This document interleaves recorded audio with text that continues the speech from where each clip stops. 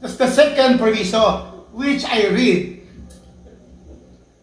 Sir, Provided that the listing in the PSC of any company which the regulator directly owns. So can we allow the NGCP to finish? Because if we keep on interjecting, we don't have the whole defense of the NGCP. Mr. Chairman, so I'm asking that, Mr. Chairman, so many times, I'm questioning the resource person, and I'm satisfied already with the answer that she was manifesting. Okay na sa akin yung Mr. Chairman, basta sumagot siya ng... Okay, Mr. Chairman, Rufus, that's the reason why we've been fighting this for so many years. As a matter of fact, noong 2019 pa, pinaglalaban na po natin itong reset na kung saan ay 2011 ang last recorded na 2011 ang last recorded na rate reset. And it's been like 13 years. Hanggang ngayon, wala pa po. And that's the reason why we're asking why. Di ba, bakit hindi nagkakaroon ng panibagong set ng rates para sa transmission? And kung mapapababa natin ang lahat ng mga building blocks that the ERC is now evaluating through the RAAC and the NCL, like the return on capital, the CAPEX, the opening RAB, the regulatory asset base, and even the depreciation on the capital, on the return of capital, and even the operating and maintenance expenses, I'm pretty sure, ito pong ating pong hearing na to, magkakaroon ng positibong resulta sa pagbaba ng kuryente ng transmission rate ng ating pong bansa. Now, magsimula po muna tayo dito, Mr. Chairman. Ang tatanungin ko po ay ang NGCP regarding doon po sa inyong IPO na in the last hearing, I mentioned about this IPO. Ano po ba yung legal obligation ng NGCP regarding the public offering na binabanggit na provision ng ating pong batas? Attorney Malyari, you can answer this.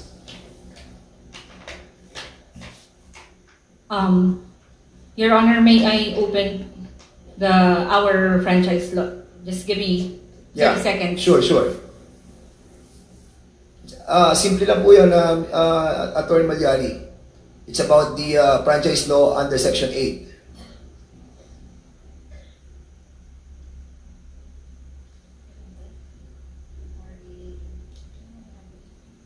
Okay, ako na lang mag-mention, Attorney Malyari. So under Section 8, ang mandato po ng ating pong NGCP is to offer sa public yung ating pong share of stock. At ito po ay within 10 years from the commencement of its operation. At kung ating pong pagbabasihan yung commencement ng inyong pong operation, nagsimula po kayo noong January 15, 2009. At yung pong inyong statutory deadline ay natapos noong January 14, 2019. Ngayon po ay January 14, 6 years ago. Doon po natapos yung inyong pong deadline para po sa tinatawag mo nating pagpasok po ninyo sa IPO na siya po tinakda ng Section 8 under Republic Act 9511. So ngayon, Attorney Malyari, I will be asking you a question.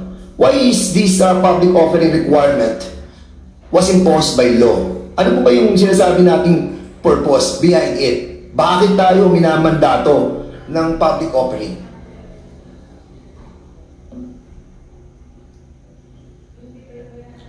Your Honor, as to the wisdom of the legislation, it will be this honorable representation that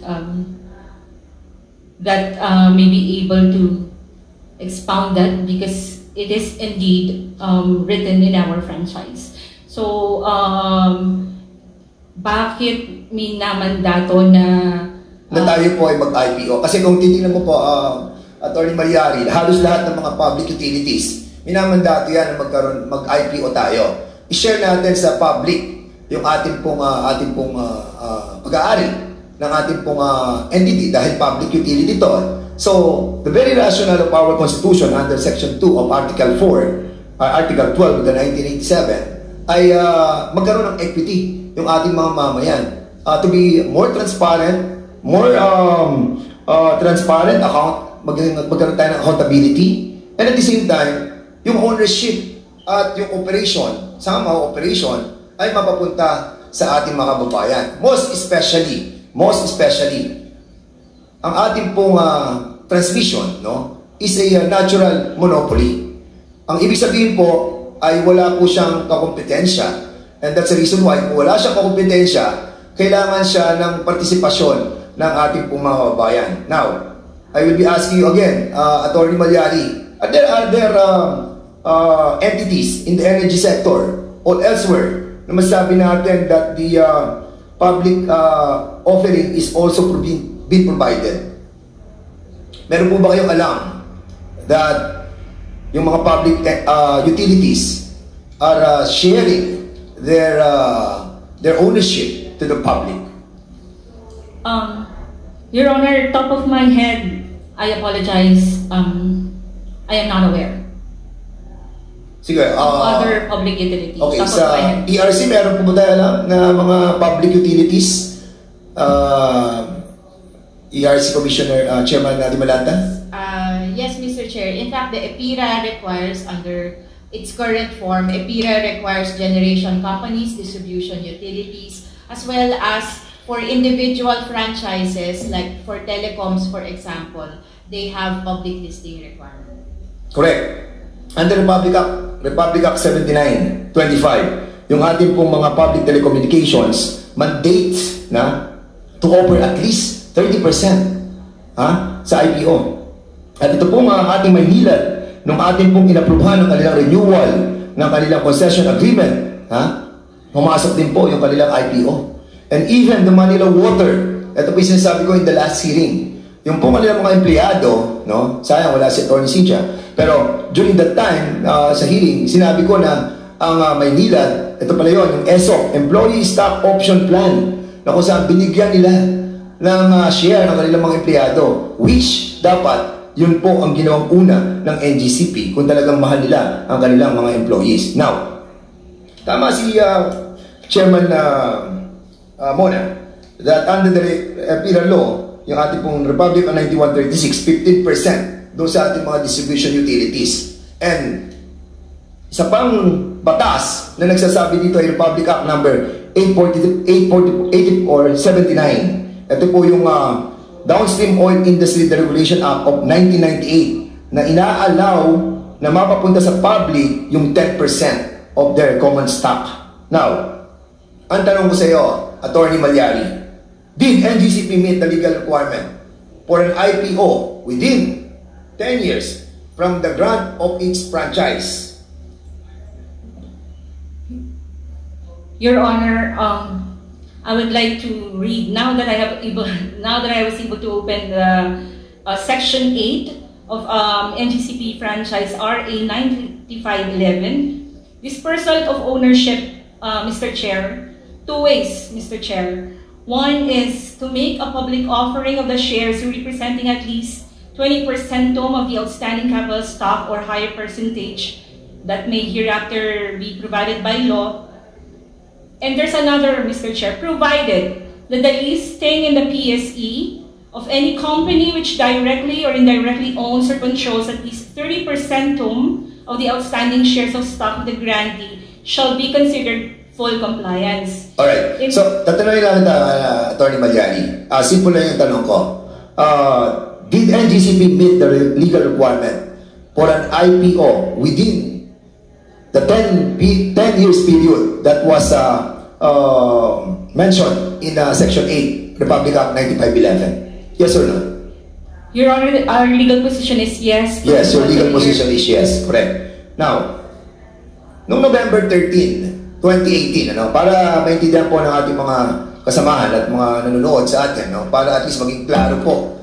Kasi dito ako ipaglalaban ko that you have violated Section 8, Republic Act 9511. But in your contention, in your statement a while ago, you have mentioned that in May 26, 2022, the order of the ERC was that NGCP was compliant with Section 8. But that was in contrast with the decision of the ERC on March 10, 2021, when they rejected your motion for reconsideration when you filed a petition on November 13, 2018. Now, ang tanong ko sa iyo, Attorney Malyari, ano ang final nyo noong November 13, 2018 sa ERC with regards to this listing of share of stock of the NGCP? Mr. Chair, I am not the counsel that personally. Who is the proper person to answer my query? Mr. Chair, can you just give me one minute, Mr. Chair?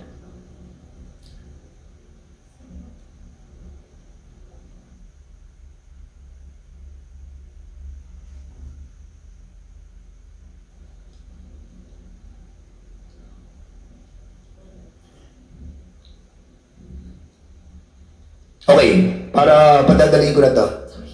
Alam ko naman sagot sa mga tanong ko. I just wanted to find out if you know my questions. Now, November 13, 2018, barely 2 months prior to the statutory deadline that was set by the franchise law that was given to NGCP, nag-file kayo ng petition for the approval of the extension of the period for listing of the shares of stock of the NGCP. Under this petition, ang inyong prayer ay ma-extend po yung period ng listing ng inyong pong shares of stock.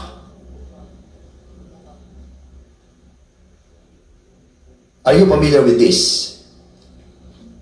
Now that you're mentioning, Mr. Chair, I'm taking your word as is. All Mr. right. Chair. Now, tanong ko sa commission, ERC. Wala pa si Mona Lisa dito. Siguro ang tatanungin ko dito ay si Ma'am Commissioner Maceda. Ma'am, thank you for being here.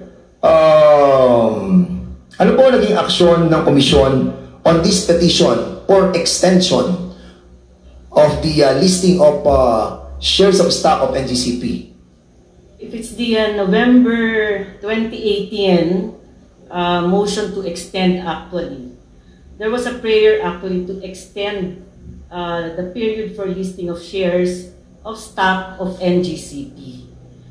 The decision of the Commission was adopted March 3, 2020, as you mentioned, Your Honor, and the decision was to deny such motion to extend the period to comply with the public listing requirement.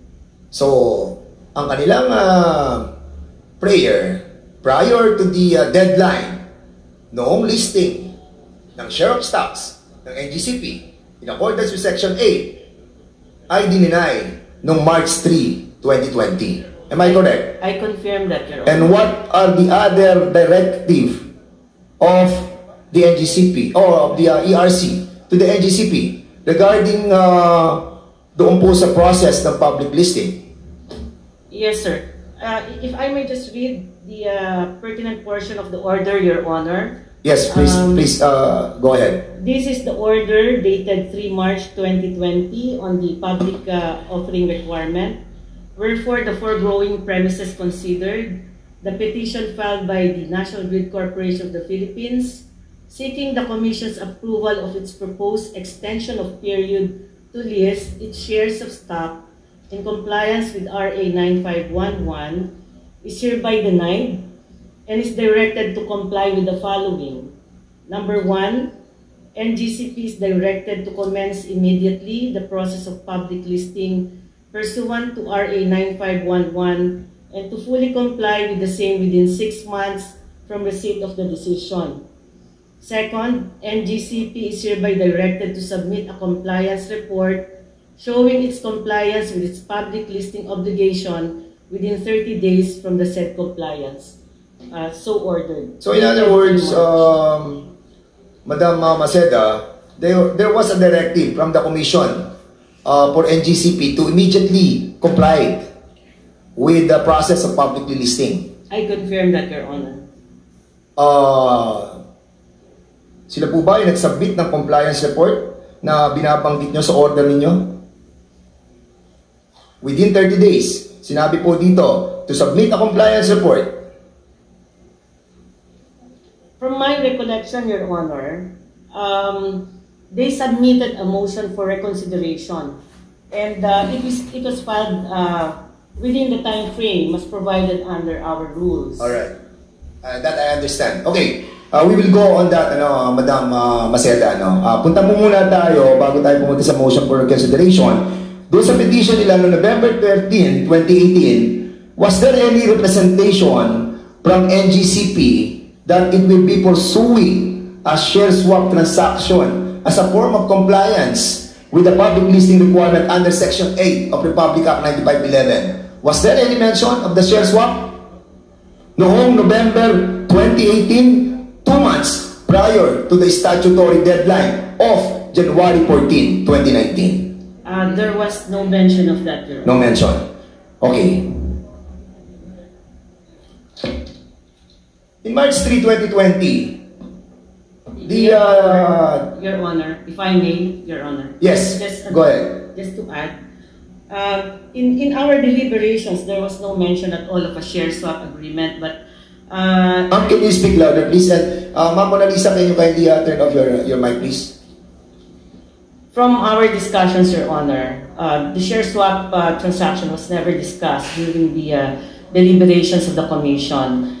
But I've been perusing through the order that was issued, and I note here that from the evidences submitted actually by the applicant, there was an indication that they had abandoned the share swap, no? I was about to go there. Excuse me, Madam.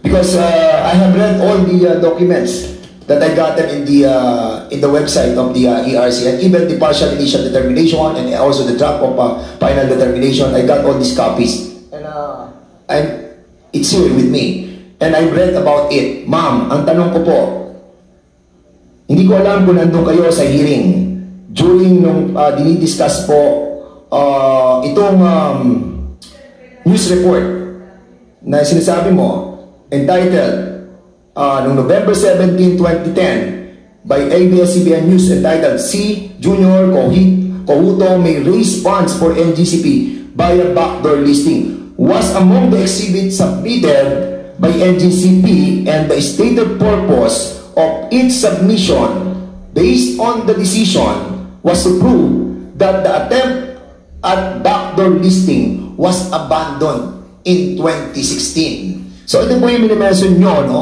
That they have the intention to abandon the share swap because there was a due adverse decision from the BIR regarding the tax-free status of the transaction. And as a matter of fact, doon sa Annex G, no? Na nakuha ko rin po doon sa inyo pong documents coming sa website.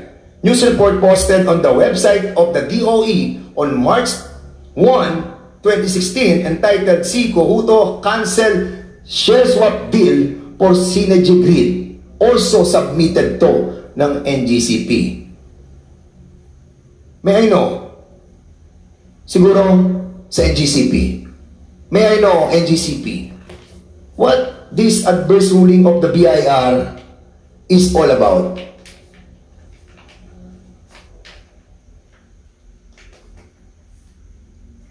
Kasi nabandon po niyo yung share swap noong 2020 Anong, yes. May I know the year, Your Honor? 2016? The NGCP attempt the backdoor listing noong 2016. Pero inabandon po nila at pagkatapos po, kinancel na po nila yung share swap. Pero dito po, nakikita po natin na ibinalik natin yung share swap. You abandon the share swapping methodology because here sa submission nyo po sa ERC, you have mentioned the adverse ruling of the BIR. So, ang tinatanong ko po, ano po yung adverse ruling ng BIR about doon po sa tax-free status of this transaction? Your Honor, I have no information insofar as that one, but given we will provide, Your Honor, we'll look in our files, Your Honor. Attorney, are you the proper person to be representing NGCP? Kasi kanina ko pa napapansin, lahat paiwas yung tanong sagot nyo Your Honor, hindi po sa umiiwas because na po. this is one of the alleged violation that was committed by NGCP. Section 8 of Republic Act 9511, we discussed that in the last hearing. And this issue, we tackled in the last hearing. Mabigat po itong allegation sa inyo. And this may cause your revocation of the franchise of NGCP. Don't you know that? Your Honor, I am very much aware of the gravity of what we're... So baka hindi po kayo nagsama ng mga taong may alam sa sitwasyon ng mga bagay na tinatanong po ng mga members of this committee. Anyway, I hope that next time na po, sana po, mapadala po yung mga tamang tao. ERC, wouldn't you say that it was apparent for this evidence kanina na binanggit po natin that yung pong submitted voluntarily by NGCP, kasi sila po nag-submit ito that they had abandoned the share swap as an alternative to the public listing requirement?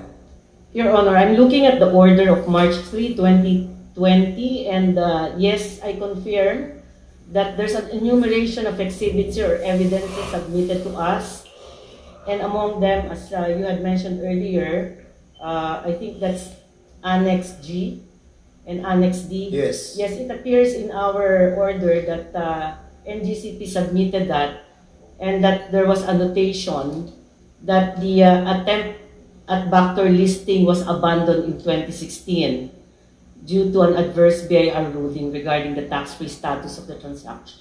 I don't recall this being questioned by NGCP in its motion for reconsideration.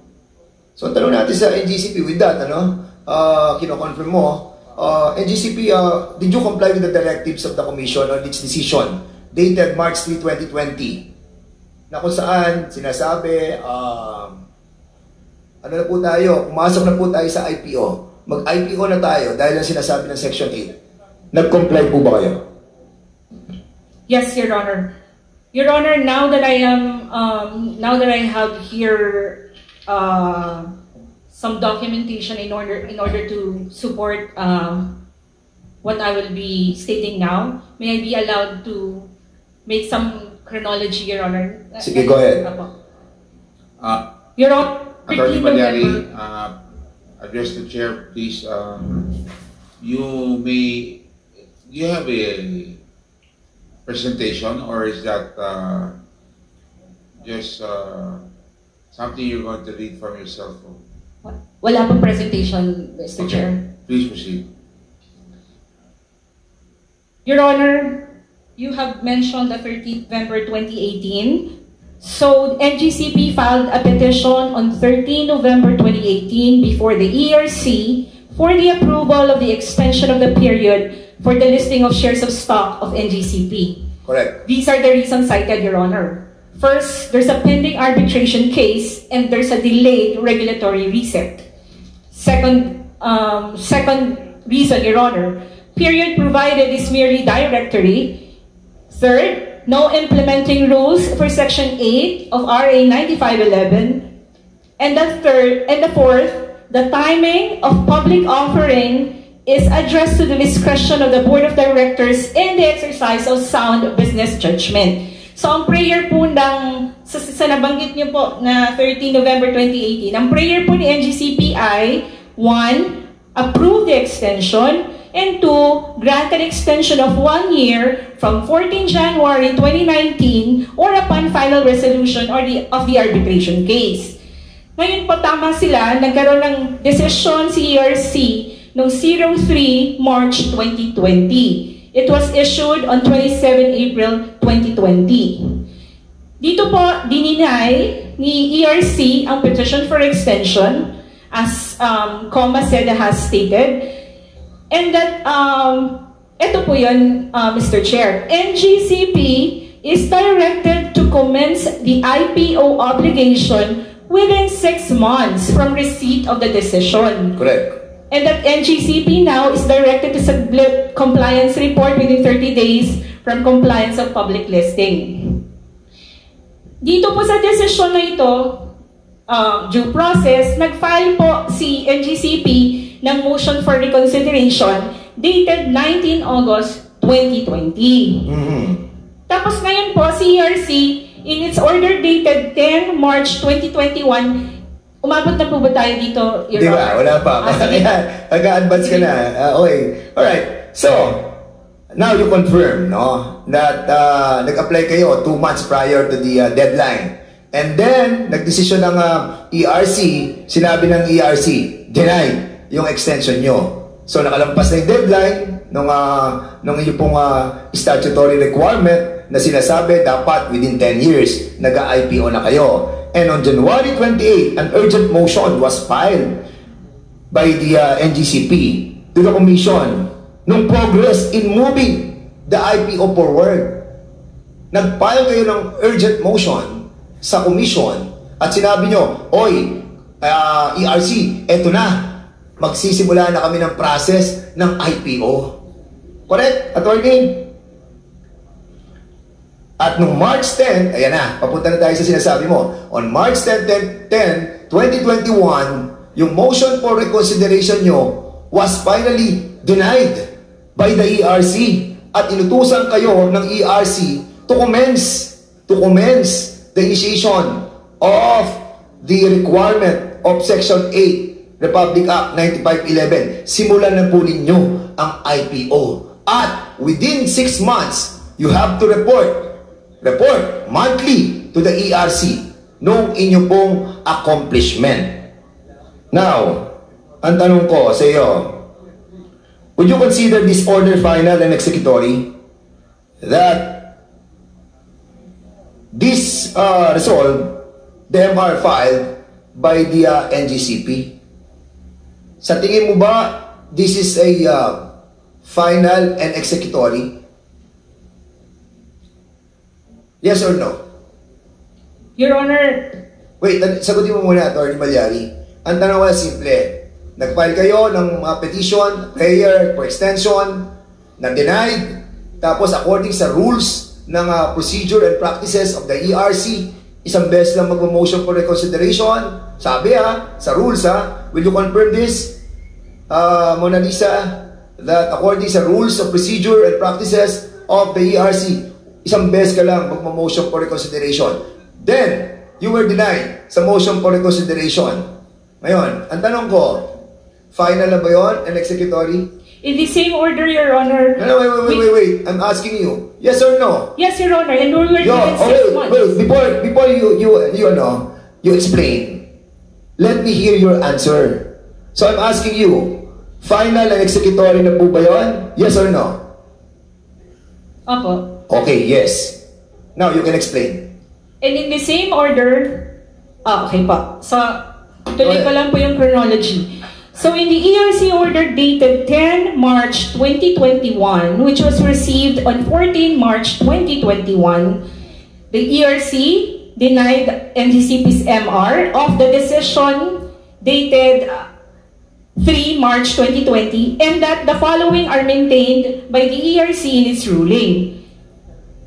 Among others, NGCP was given 6 months from receipt of the order instead of the receipt of the 3 March 2020 to complete the public listing process or on before November 10, 2021. Yes, At dito rin po, in order po kami to submit a compliance report every fifth of the month for the 6-month compliance. Alright, thank you. So at least klaro po na binanggit po natin, nagkaroon na ng order na final and executory yung pong desisyon ng March 10, 2021 ng ERC.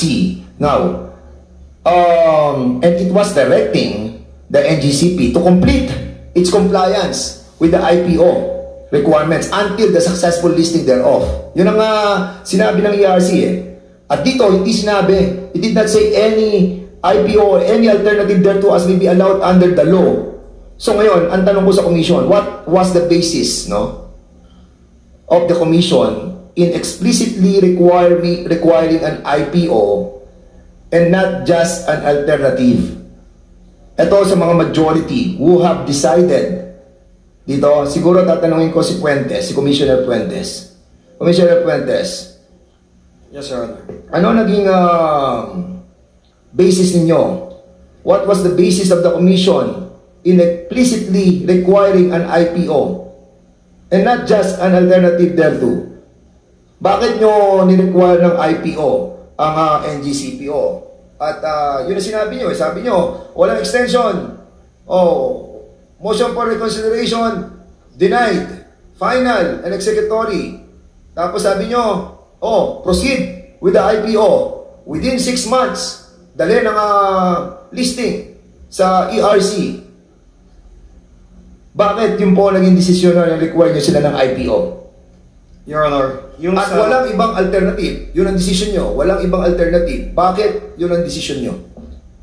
Your Honor, yung sa IPO naman, nakasaad naman yung sa batas. And then there was deliberation wherein this was presented to us, and that is why we... Hindi ang tinatanong ko, Commissioner Puentes, malayo na yung sinasagot mo. Ang tinatanong ko, bakit nyo nirequire sila ng IPO? Kasi dito, sa decision nyo, sa March 10, 2021, nire-require nyo sila na mag-IPO na. At nagkaroon nga sila ng urgent motion on January 28, 2021 Ini-inform ang commission na sinasabi niya, ERC, andito na kami. Nagpo-progress na yung aming nagpo-progress na yung aming IPO. Ha? At as a matter of fact, according sa inyong decision na binasa ko, they have already, ito ang sinabi ng NGCP, for your information, take note that the Commission acknowledged NGCP's good faith effort to comply with the IPO requirement, citing the following actions. Ito na yung mga ginawa nila action para sa IPO. Engagement of financial advisor, shortlisting of joint global coordinators, finalization of acquisition of legal counsel, submission of a detailed grant chat with timelines, and commitment to fully onboard external advisors. And additionally, Commissioner Puentes, ito ang inyong inimbestigahang witness na galing mismo sa NGCP, si Mr. Eduardo Francisco, who is an expert siya sa IPO. At sinabi ni Eduardo B. Francisco, who stated that NGCP required more time as the NGCP IPO will be unprecedented in terms of scale. Do you remember this, Commissioner Puentes, Commissioner Digal, Commissioner Lubatan? Do you remember this? Right. Mr. Chair, Your Honors, if I may be recognized to respond. Yes. For the record, Recognized. Thank you. Mr. Chair, I am Commissioner Digal of the ERC po. Yes, Mr. Chair, Your Honors, we do remember that we have considered several inputs of consultants then on the public offering of NGCP in deciding whether or not they were compliant. So, you agree toward the IPO with your March 10, 2021 decision? I think the wordings in the order refer to public... Tanong ko sa iyo, Commissioner Digal, you are gearing toward IPO with your decision of March 10, 2021. Yes or no? Yes. Yes. And if I may explain... Yes, go ahead. Because the documents then submitted to our offices and the position or arguments of the NGCP then they were already starting and they have made studies on conducting it. Correct. And sa matter of fact, tama yung sinabi mo. Ito ang sinabi nyo.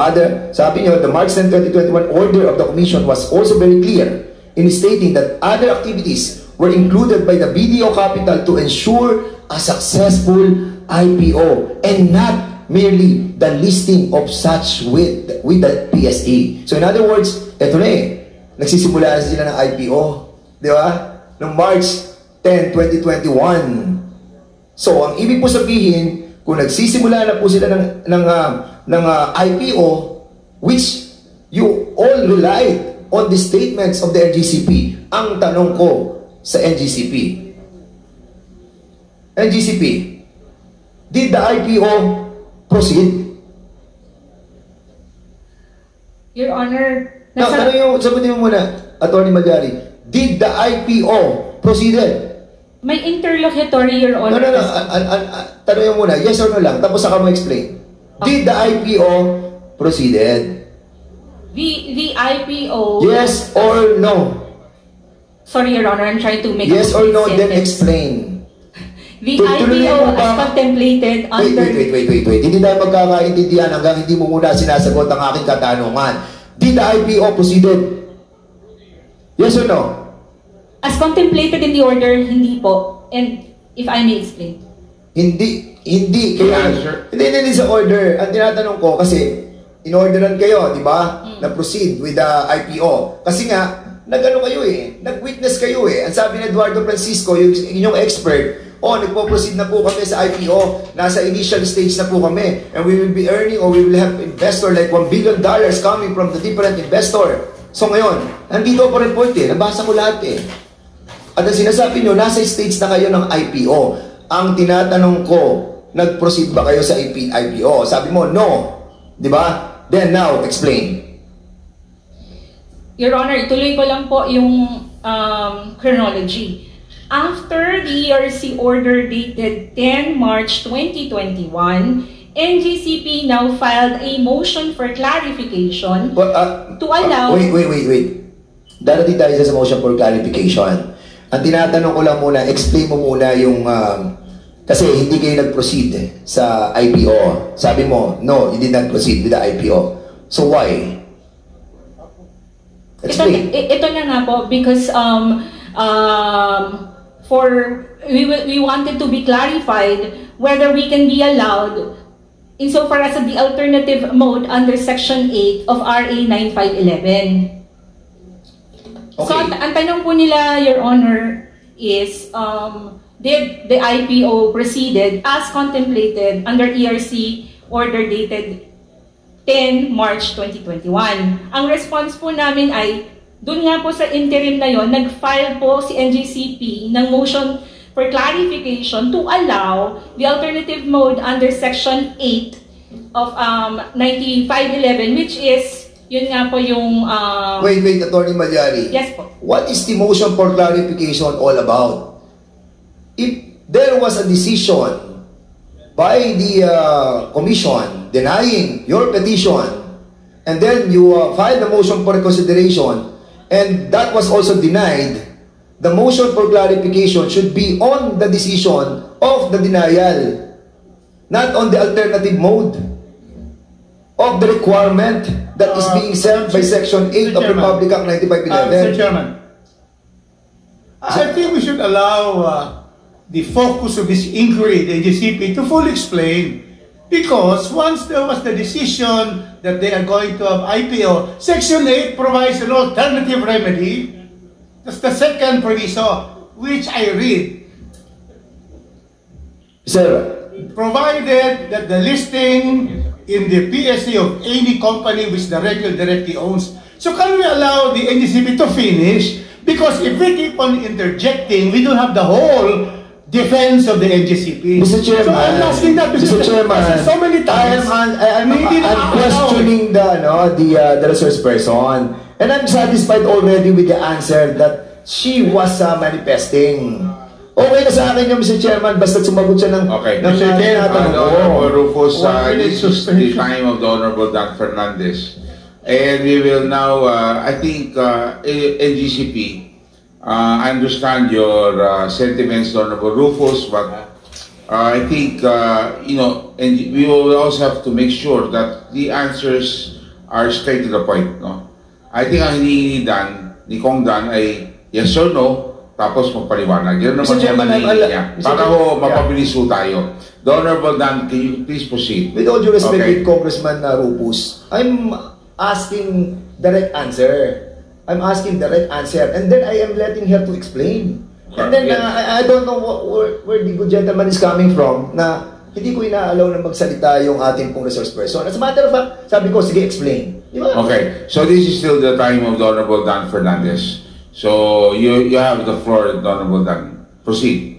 Okay, so nung March 10, nagkaroon ng final decision na denied na po yung inyo pong petition, prayer for the extension. On August 11, 2021, may order that was issued by then Chairperson of ERC, Agnes de Banadera, saying that the Commission's order on March 10, 2021, ito, you listen, ha? Ang sabi ni Commissioner Agnes de Banadera, okay, the Commission's order dated March 10, 2021 should not be taken as allowing or prohibiting any mode of ownership dispersal allowed under the law to be undertaken by NGCP, as this was not an issue in the entire proceedings. In other words, hindi po siya issue to tackle about this dispersal ownership doon sa petition that you filed on November 18, 2018. So, nung mag-lapse na yung period nung January 14, 2019, at your motion for reconsideration was denied, and you were ordered to proceed with the IPO, and then you did not proceed with the IPO, then, Mr. Chairman, I believe that there was a violation of Section 8. Now,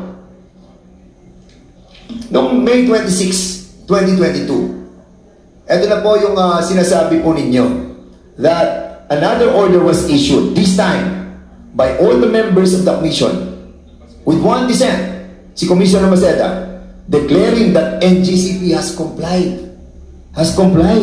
with the dispersal of ownership provided under Section 8 of Republic Act number 9511 based on SGP's indirect ownership of 40.20% of the outstanding capital stock of the NGCP.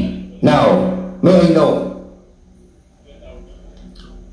from the member of the majority who have decided or reached this conclusion, doon sa March 2021 order, sinabi nyo they have explicitly directed NGCP to complete its compliance with the initial public offering requirements until the successful listing thereof.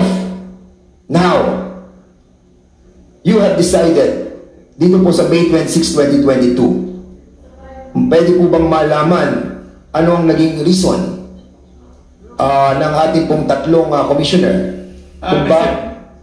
Wait, Mr. Chairman, I still have the floor. Now I have an interjection, because the best evidence of what was the reason of their majority decision is their document and the decision itself.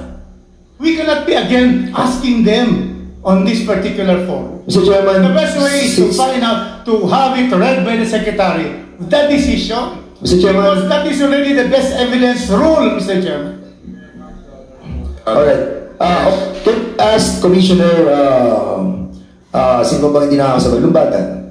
So, what is your reason for this? Kasi nag-decision na kayo ng okay, March 10, 2021, IPO na tayo. Proceed na kayo. And then suddenly, noong May 26, 2022, sinasabi nyo, na, hindi na, compliant na kayo. Meron na kayong pwede na kayo sa share swap. While sinabi nyo sa mga investigation nyo and hearings that were conducted by the NGC, by the ERC, that share swap was already abandoned. And as a matter of fact, kasama nyo si Mr. Francisco doon at sinasabi niya, nagpo-proceed na sila sa initial process of the IPO. Now, what is the reason or what is the explanation on this matter? Thank you, Your Honor. Chair, if I may be recognized to respond to the question. Boss. Thank you, Mr. Chair. From Batan, right? That is correct, Please. Mr. Chair. Thank you very much. We have specified in our 10 March 2021 order, we have specified IPO because it was NGCP who elected to pursue the first